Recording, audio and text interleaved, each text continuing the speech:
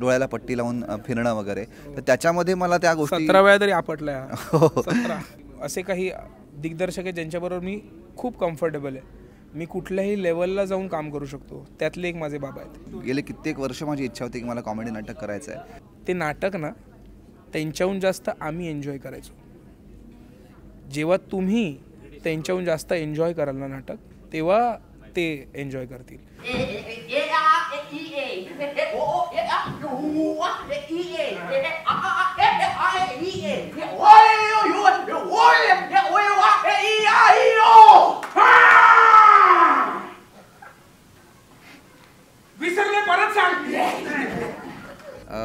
माझ्यासाठी तर ही खूप स्पेशल जर्नी होती आतापर्यंत जी काही झाली आहे. आता तर जर्नी सुरू झाली. आता तर जर्नी सुरू झाली आहे. पण म्हणतात ना की मंजिल से अच्छा वो रास्ता होता है, तसं झालं आहे की आता मंजिल जवळ आली आहे. पण हा जो सफर जो होता, ही जी प्रोसेस होती ती खरंच खूप एक नट म्हणून, एक माणूस म्हणून खूप काही देऊन जाणारी होती. कारण आता प्रयोग सुरू होतील, लोक येतील, त्यांच्या रिॲक्शन्स येतील, पण ते करण्यासाठी आम्ही गेले 2-2.5 महिने ज्या गोष्टी करतोय, म्हणजे तालीम असेल किंवा त्याच्या व्यतिरिक्त आमचं इंडिव्हिज्युअल वर्किंग असेल, त्या 2-2.5 महिन्यांनी खूप काही दिलं आहे. म्हणजे ॲक्टर म्हणून मी असं म्हणेन की मी समृद्ध झालो आहे. कारण याआधी कॉमेडी नाटक असं मी कधी केलं नव्हतं. त्याच्यामुळे आणि मला जे करायचं होतं, गेले कित्येक वर्ष माझी इच्छा होती की मला कॉमेडी नाटक करायचं आहे. आणि म्हणजे असं म्हणतात ना की एखादी इच्छा मी प्रकट केली आणि मग ते कॉमेडीतलं बादशाह ज्याला आपण म्हणतो, ते माझ्या पदरात पडलं की ऑल द बेस्ट सारखं नाटक मला करायला मिळालं. आणि इतका चॅलेंजिंग रोल, इतकी सुंदर टीम, इतके सुंदर दिग्दर्शक यांच्यासोबत काम करायला मिळतं आहे. त्यामुळे खूप जास्त एक्सायटेड आहे. आणि तेवढीच एक रुखरुख पण आहे मनात आणि एक धाकधूक पण आहे की आता उद्यापासून प्रयोग चालू होत आहेत, लोकांच्या काय रिॲक्शन्स असतील आणि काय सगळा तो एक्सपिरियन्स असेल. हो, माझ्यासाठी पण एकदम वेगळाच एक्सपिरियन्स आहे. कारण मी अगदी लहानपणापासून बघत आलो आहे हे नाटक. आणि मी म्हणजे असं म्हणायला हरकत नाही की वन ऑफ द सगळ्यात जास्त वेळा बघितलेला प्रेक्षक आहे मी या नाटकाचा. त्यामुळे सवय हीच आहे की समोरून हे नाटक बघायचं. आणि जेव्हा मला हे कळलं की आता मला हे नाटक करायचं आहे, तेव्हा खरं सांगू तर दडपणापेक्षा उत्सुकता जास्त होती. कारण माझा ड्रीम रोल आहे हा, जो मी आत्ता करतो आहे तो. त्यामुळे मला माहिती होतं की ही प्रोसेस माझ्यासाठी फारच सुंदर असणार आहे, एक मेजवानी असणार आहे माझ्यासमोर ॲज अन ॲक्टर. आणि आम्ही खरंच खूप मेहनत केली आहे. खूप आमचा असा प्रयत्न आहे की तुम्हा सगळ्यांना, सगळ्या प्रेक्षकांना हे नाटक पुन्हा एकदा त्याच ताकदीने जगता यावं, त्याची मजा घेता यावी. सो आम्ही काय काय प्रयत्न केले आहेत आमचे. सो ते काय केले ते तुम्ही आल्यावर तुम्हाला कळेल. मला असं वाटतं की मी असे काही दिग्दर्शक आहेत ज्यांच्याबरोबर मी खूप कम्फर्टेबल आहे. मी कुठल्याही लेवलला जाऊन काम करू शकतो. त्यातले एक माझे बाबा आहेत. वेगळंच बॉन्ड आहे आमचा. आणि तो ज्या लेवलला मला समजून घेतो ॲज अन ॲक्टर, तो ज्या लेवलला मला फ्रीडम देतो, मी कितीही वेगळ्या प्रकारचा विचार करून, कितीही काहीतरी वेगळंच काढून त्याच्यासमोर आणलं तरी तो त्याला शिव्या घालायच्या आधी ते खरंच नीटपणे बघतो, तो ते समजतो. असं काय म्हणतो ना आपण, समोरच्या ॲक्टरला हा काय सांगणार, हा मी एवढ्या ते केलं आहे, हा मला तर हे सांगणार काहीतरी नवीन ऑल द बेस्टमध्ये. तर असा त्याचा अप्रोच कधीच नव्हता. सो हे पूर्णपणे क्रेडिट त्याचं आहे की त्यांनी मला एवढं कम्फर्टेबल फील करून दिलं. सो बाबांबरोबर काम करणं दडपण नाही आहे. बाबांबरोबर काम करणं ही वेगळी मज्जा आहे. कारण की आमचे डिस्कशन्स रिहर्सल नंतर जे होतात ते फार कमाल डिस्कशन असतात, गंमत असते त्याच्यात. आम्ही बारकाव्यांबद्दल बोलत असतो, कॅरेक्टरबद्दल बोलतो, नाटकाच्या एकंदर ग्राफबद्दल बोलतो. हे इतके बारकावे बाबांशी बोलत असताना कसं सांगू, इतकं वेगळं फिलिंग आहे ते, इतकं ओपन अप व्हायला होतं. सो दडपण तर कधीच नाही. चॅलेंजेस तर खूप म्हणजे कारण जसं मी म्हणालो की कॉमेडी म्हणजे अगदीच केलं नव्हतं असं नाही, पण आउट अँड आउट कॉमेडी आणि अशा पद्धतीची कॉमेडी की जी कुठल्याही ॲक्टरला टेस्ट करणारी आहे. त्याच्यातल्या आपण म्हणतो ना की मी ॲक्टर आहे, मी हे करू शकतो, तर तसं येते की मग हे करून दाखव. तर तशा पद्धतीचा एक चॅलेंजिंग रोल हा आहे. त्याच्यामुळे सुरुवातीपासून माझं तर एक तर हे होतं की माझं पूर्णपणे मी देवेंद्र सरांवर हे केलं होतं की तुम्ही जे सांगाल ते मी करणार आहे. कारण ते मास्टर आहेत या क्राफ्टचे म्हणा, किंवा हे नाटक त्यांनी स्वतः लिहिलं आहे. त्यांनी इतक्या वेळा ते पाहिलं, इतके प्रयोग झालेत, इतक्या ॲक्टर्सकडनं त्यांनी काम करून घेतलं आहे. त्यामुळे ते खूप हेल्पफुल ठरलं माझ्यासाठी की मी पूर्णपणे विसंबून होतो. आणि सरांनी पण खूप सुंदर पद्धतीने ती प्रोसेस माझ्याकडनं करून घेतली. कारण असं बऱ्याचदा होतं की त्यांनी इतक्या ॲक्टर्सना, इतक्या मोठ्या मोठ्या ॲक्टर्सना स्वतः डिरेक्ट केलं आहे, पण त्यांनी कुठेच त्याची जाणीव मला करून दिली नाही का मी कॉमेडी केलं नाही आहे किंवा मी पहिल्यांदाच अशा पद्धतीचा फॉर्म करतो आहे. त्यांनी मला हाच कॉन्फिडन्स दिला की तू हे करू शकतोस, म्हणूनच तू आज इथे आहेस. आणि हा कॉन्फिडन्सच मला असं वाटतं तो मला खूप देऊन जाणारा होता. आणि थ्रूआउट द प्रोसेस सरांनी ज्या पद्धतीने डिटेलिंगमध्ये माझ्याकडनं काम करून घेतलं. मग तो आंधळा, त्याची प्रत्येक रिॲक्शन, त्याचं चालणं, त्याचं उठणं, बोलणं, त्याचं चिडणं कसं असेल, ते नॉर्मल माणसासारखं नाही आहे.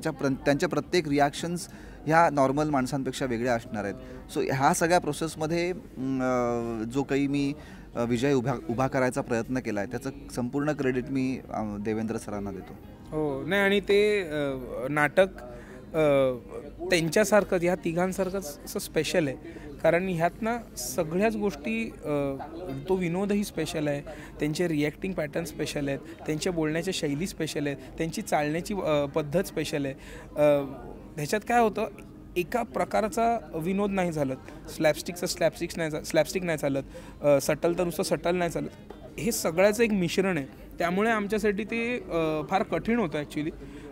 कारण की सगळी एक काय होतं, एक आपली तार लागली ना की आपली लागते. आता स्लॅपस्टिकमध्ये घुसल्यावर स्लॅपस्टिक लागतं. स्लॅपस्टिक काढल्यानंतर एक अशा पंचवर टाळ्या घेणं, हे या नाटकाने आम्हाला शिकवलं असं मला वाटतं. कारण ते खूप कठीण असतं. आणि तेच या नाटकात लिहिलंच इतकं कमाल आहे ना की ते आमच्याकडनं मग आम्हाला ते समजायला सोपं गेलं की हां, हे असं केलं पाहिजे, हे तसं केलं पाहिजे.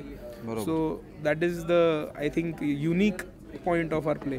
हो, म्हणजे अंकुश सर आले होते आणि त्या बाबतीत खरंच आम्ही तिघंही स्वतःला खूप लकी समजतो की त्याने वेळात वेळ काढून आमच्या तालमीला भेट दिली आणि आमचं पूर्ण रनथ्रू पाहिली त्यांनी, पूर्ण नाटक पाहिलं.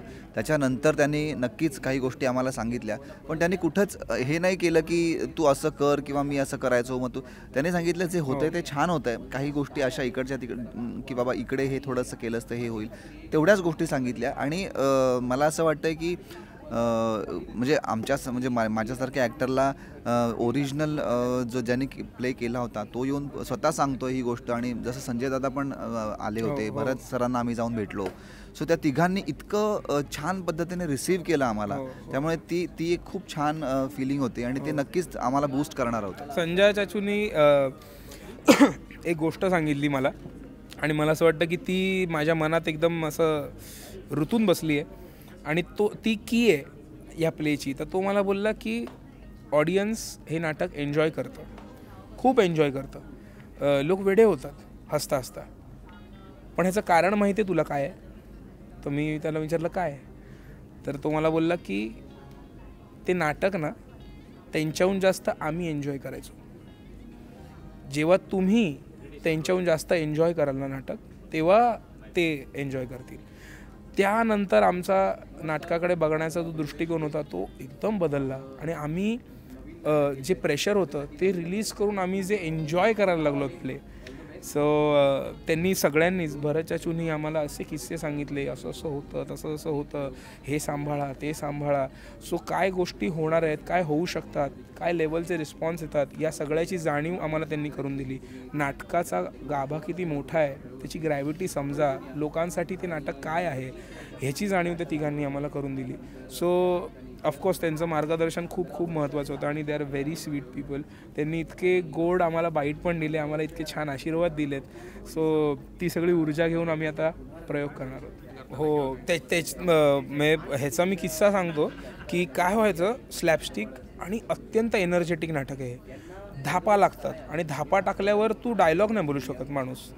तर आम्ही तिघांनी वर्कआउट चालू केले. मी रोज रिहर्सल हॉलवरनं चालत घरी जायचो.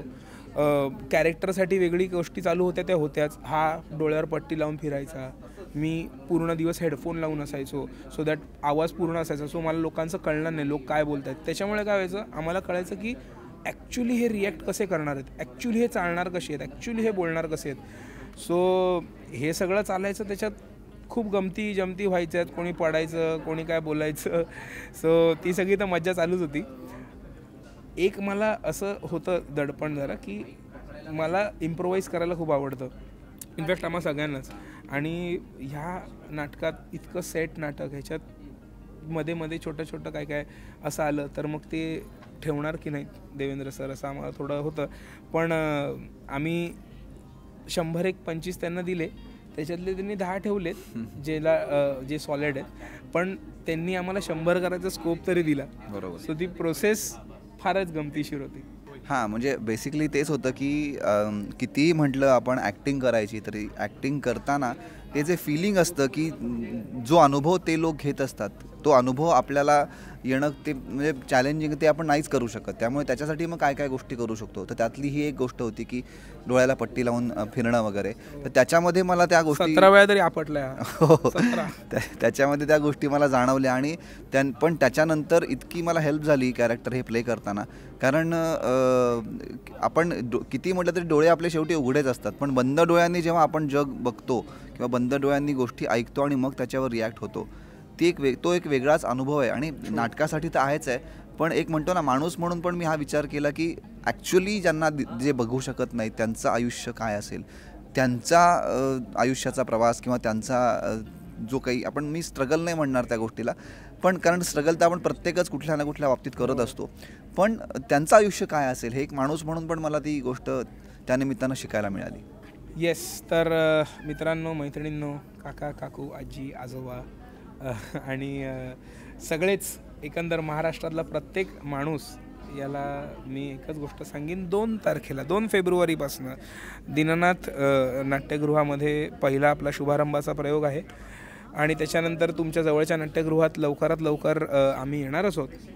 त्यामुळे जास्तीत जास्त जिथे कुठे तुम्हाला आमच्या नाटकाची ॲड दिसेल, तुमच्या आजूबाजूला असेल, थोडं लांब जरी जावं लागलं तरी मी तुम्हाला एवढी खात्री देतो, आम्ही दोघंही तुम्ही नाटकाला येणं जरी तुम्हाला लांब पडत असेल तरी ते वर्थ असेल. तुम्ही आम्हाला येऊन थँक्यू म्हणाल की तुम्ही आम्हाला हे सांगितलं नाटक पाहायला. आमचा तोच प्रयत्न. आम्ही नाटक करतोय म्हणून सांगत नाहीये, एक नाटकाचा फॅन म्हणून मी हे सांगतोय की प्लीज हे मिस करू नका. नक्की बघा आणि लवकरच भेटूया. येस.